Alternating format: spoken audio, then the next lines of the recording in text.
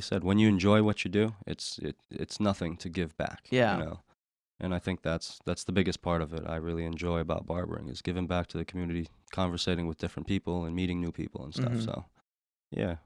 Well, that's what they say. They say your network is your net worth. Mm-hmm. It's not the other way. I believe that one. It's not a monetary thing. Mm-hmm. It really does come down to you just being somebody who can not only reach a lot of people, but be with a lot of different people and find yourself in a lot of different environments. And not only that, but there's a lot of amazing growth that occurs when you're always in a situation like this, Mm-hmm. where, you know what I mean, where you're talking to somebody for an hour and however long, maybe 2 hours, that you Mm-hmm. don't even know. Right. And you'll be able to hold a conversation and continue the conversation. There's so many different amazing things that you end up becoming and building on when you really Right. It's uh, like unknowingly, yeah. Yeah. There's value is so it's just such a wide range of different things that are so valuable in Mm-hmm. life that I think are really looked Right. over. And value is not just doesn't just apply to monetary things. Yes, exactly. And that's probably a big issue right now. Forgot the percentage of like the suicide rate during the pandemic and depression rate and things Yeah. like that. I know the drug use and overdose rate has gone up Way like up. 30% or something Yeah. like that. So that's a big thing within the states right now, dealing with that.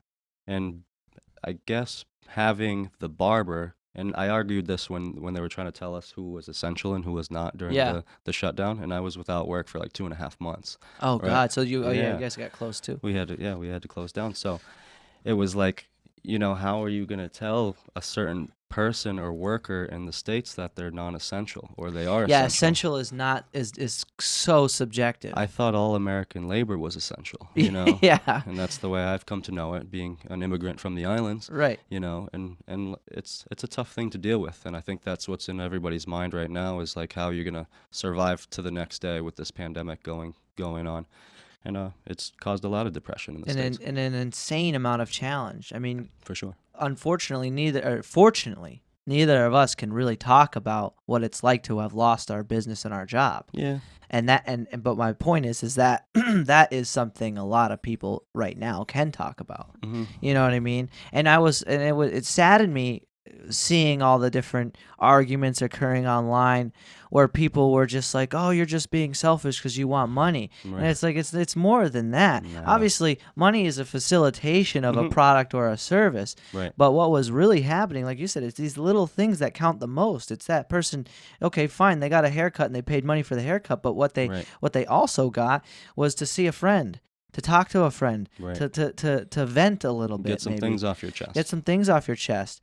Or like even for us, we're basically in the health industry, but on obviously more of what would be considered a luxury, but it's training. Yeah. And even something like that, it blows my mind that people shy so far away from it when at this whole time, You should be taking Your- more care of your body. yeah, your health is determining your safety. So Yes. there's and health is also another thing that's kind of subjective because there's different types of health. There's the mental health, there's the Mhm. physical health, Mhm. dietary health, and it's weird. It's definitely a weird time to be alive when you have the government kind of making those decisions Right, for you. for you, and it's like, We were taught the freedoms of America and things like that Yeah. is what we're Yeah. what we're working towards and things like that.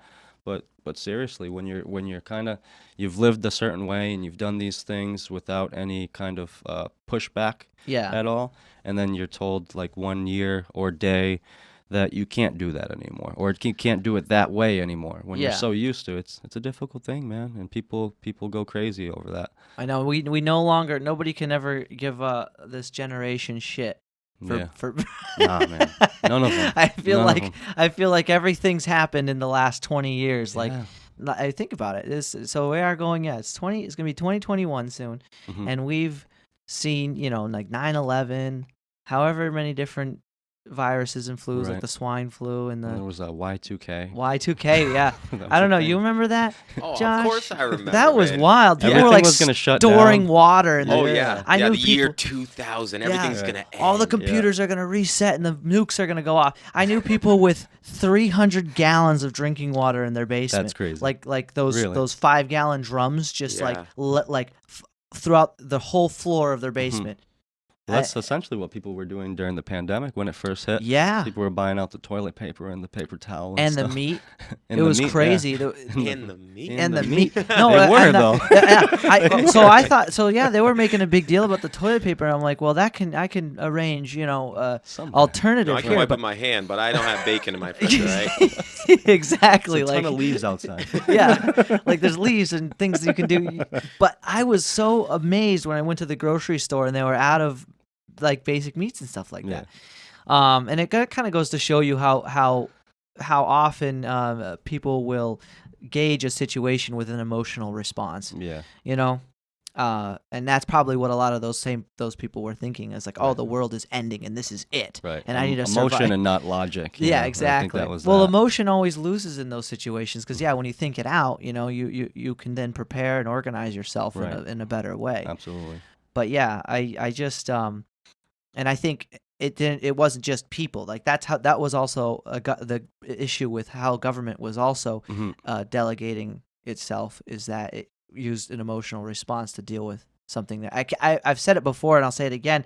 If I had one wish, I'd wish that we would have dealt with something like this like it was a natural disaster, because it is. Right. You know what I mean? Yeah. This It's is affected a lot of people. it's affected people on a natural level. People Yep. get sick. That's not new. You know what I mean? Right. People will always get sick, Yes. and people will always die. Mhm. So we kind of went about it. I mean, it's no secret. It was purely political. Right. And then all of a sudden, Yeah. now you have people defending a political idea or Right. ideal or something like that to justify their actions. Instead of when a hurricane passes through, you can't say the bank didn't, or rather the church and the houses didn't get torn apart. You're lying. Yeah. Or, you know what I mean? It's like- that's not a thing. Everybody got together and helped people out. It's because it was Yeah. something we all recognized that was happening. You know. Right. And that was a cool thing about that. I think seeing people go out of their way for other people during this, Yeah. and even though you had to socially distance, I guess, Yeah. people were still looking for ways to be there for each other. Looking out for your parents and your grandparents and Right, the elderly right. and stuff was like deemed a thing, and a lot of people were already doing that, but it kind of gave a lot of other people the reminder to hey, check in on your family, man, and your Yeah. friends and stuff like that. Seriously. I think Well, that's cool. that's one thing that affected. I think the people who were affected the most were really more of the elderly. Hmm. I know or had known a few people who already had passed away just recently, Oh, really? and I'm thinking to myself, their last year on this planet was in solitude. Yeah. You know what I mean? It's a terrible thing, right? It's to scary think about because that. I'm thinking, well, what's the alternative? Like if they were to just go out and live their life, and I mean they died. Right. Like they would, and if I guess it's just a matter of gauging your odds of something, Mm. and knowing. I don't know. It's just like I feel like we're kidding ourselves when we suggest that the world wasn't full of things you wouldn't expect. Right. No, Like that's there's always the chance of dying. There never wasn't. no, and that's always been a thing, Yeah. and it's kind of like we just started questioning it out of nowhere because Right. of one instance or one time. And living your life in fear is never, or rather, using fear No. as a medium to gauge how you should live your life Right. is I don't think is very productive or effective either. You're putting all these restrictions on people, and it affects the mind state of that person and, Right. and the different groups of people. Or as a whole, it's not very healthy. Just having the communication, like the conversation we're having now, Yeah. is really healthy for people. And when they tell you you can't have those conversations, or you can't be in a group of more than 10 people or something, Yeah, when there's more than that in the barbershop at any given moment of the day. right. And you love that about the barbershop, or that space you're in, to have Mhm. all those peoples and all that conversation to learn from, and obtain knowledge and stuff. Right. So I think that's a big issue with why there's a lot of depression in the States right now. It's Yeah, Well, people we- are feeling isolated and Yeah. stuck, and like they don't have anyone to reach out for. And it's funny because even even when I'd come back from the island, there's still a lot of my friends and stuff that I haven't seen, and I kind of have this mindset of like, do I reach out and say, "Hey, do you want to hang out?" Or like, do I try to be respectful of Yeah, Mhm. yeah. like their? And I don't really know. Like, are they You never comfortable? Would know. they be comfortable? But there is that whole kind of thing where even when you want to reach out and be be there for somebody, you almost question. You're like, is this like the right thing to Mhm. do? You know? So Right. yeah, I think, and especially people like who are facing mental illness, like being isolated and having to face mental illness alone and away from people, like that's tough, man. Right. It's like, That's not how we usually handle those things. You go Yeah. right. see a psychiatrist or a therapist or something, but you can't necessarily do that, right? Yeah. Well, you probably, if it's medical, you probably can, but Mhm. it's Or it's not probably more like a Zoom meeting, you know what I right. mean? The, Right, It's the right. probably therapist, yeah, exactly. It It's probably dumbed would be down. reduced to a Zoom meeting, Right. and it's the therapy would be the medicine in that situation. But the medicine is always only something that helps you still be able to live in your environment. Mhm. If you have no environment from a psychological standpoint to live in, Right. what's the point? It's kind of I made this example before. It's like we're giving up in times like this all of the things that are worth living for to live. Right.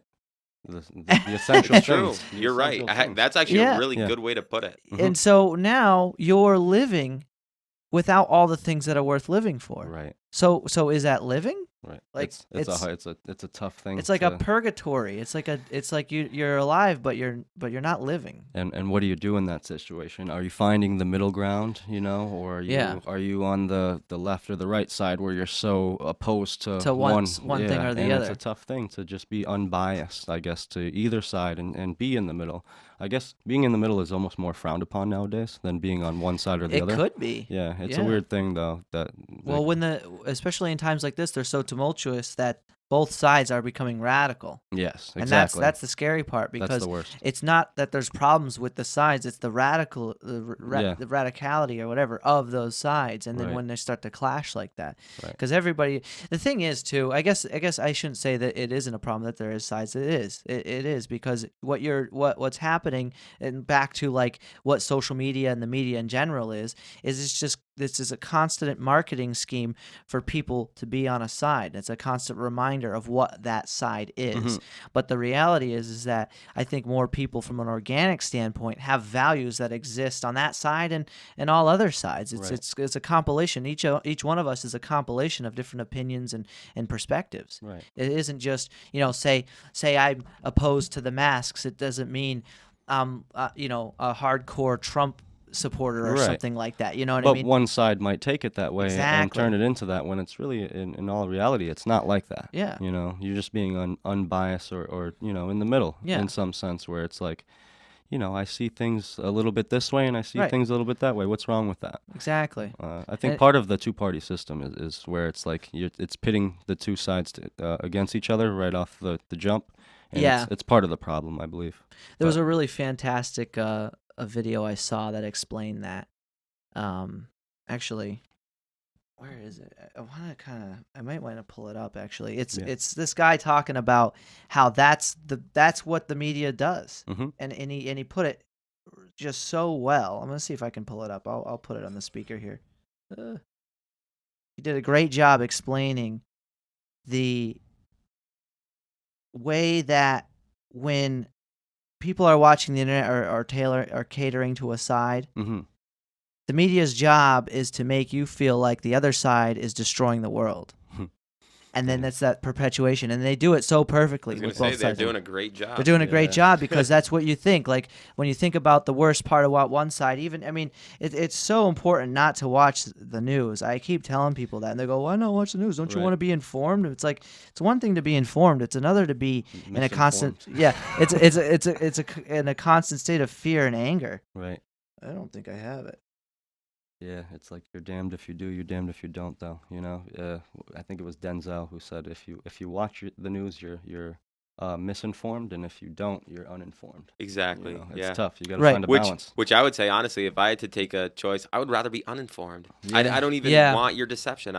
For me, I don't watch the news. The thing for me is that, like, I agree with you in a way that it feels to me like your daily dose of like fear Anger. and anger Yeah. and Why? conflict. Hey, So today for we're gonna me, tall you why you should be afraid and angry. right. Right. So for me, Kinda it's thing. like It's I like, just no. try to be more like focused on my direct experience and like this is my life, this is what I'm doing, Right. and not paying so much attention to these things that ultimately I don't really have any control over. Exactly. I think we even talked about that. It's the action of taking the world on your shoulders. Mm-hmm. You're convinced, in other words, that it is your job to uphold the values of your side. Mm-hmm.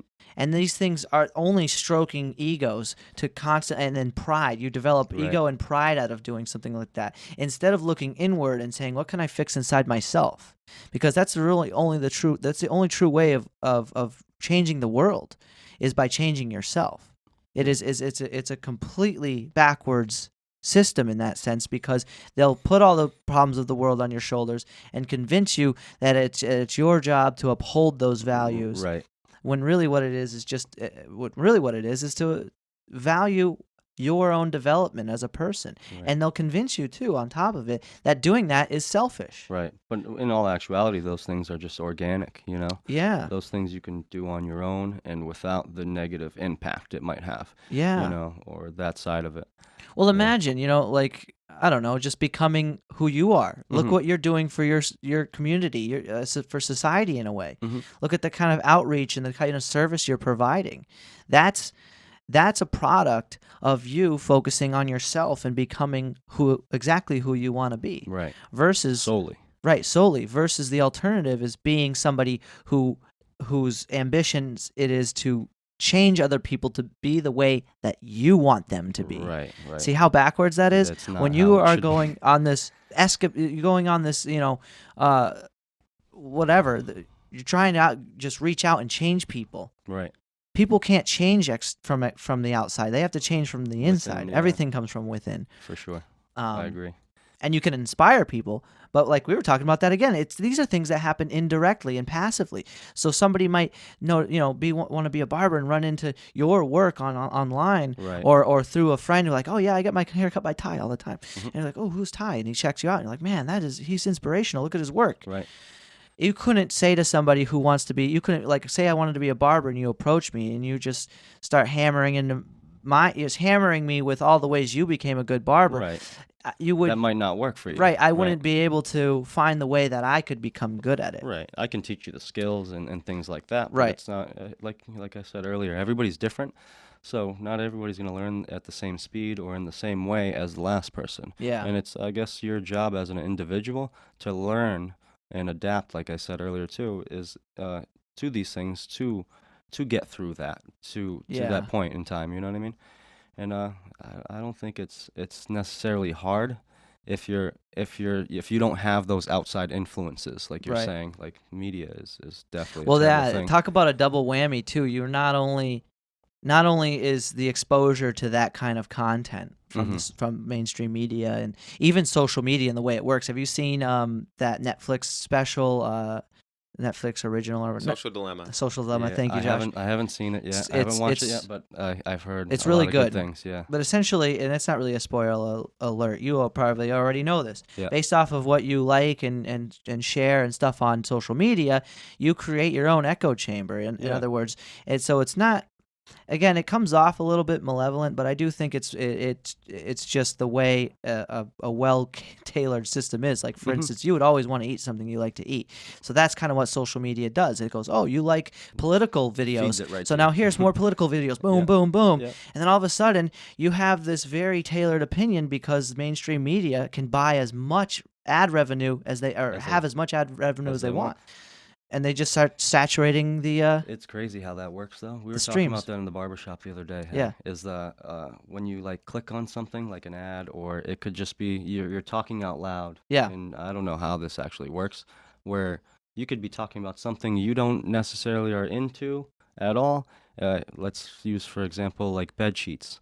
Yeah. And all of a sudden, the next day, you're getting all these ads on your Facebook and your Instagram about bed sheets. All Yeah, the I time. think it's a it's weird because thing, some right? of the It's apps super listen. Some of weird. the apps will use your Oh, microphone. for sure, and it's I actually watched the documentary on Netflix one time, Terms and Conditions, Yeah. and it talks about that, where even when you're using Google, Yep. as soon as you use their search engine, you're essentially giving them the permission to use your likeness and stuff like that. Yeah. And it's nothing you really essentially agree to. Like, Well, it's by default. Right. You can turn it off, but they just turn it on for you when It's you do weird. it. Yeah, unless you it's- unless you actually go in there and turn those things off. It's freaking.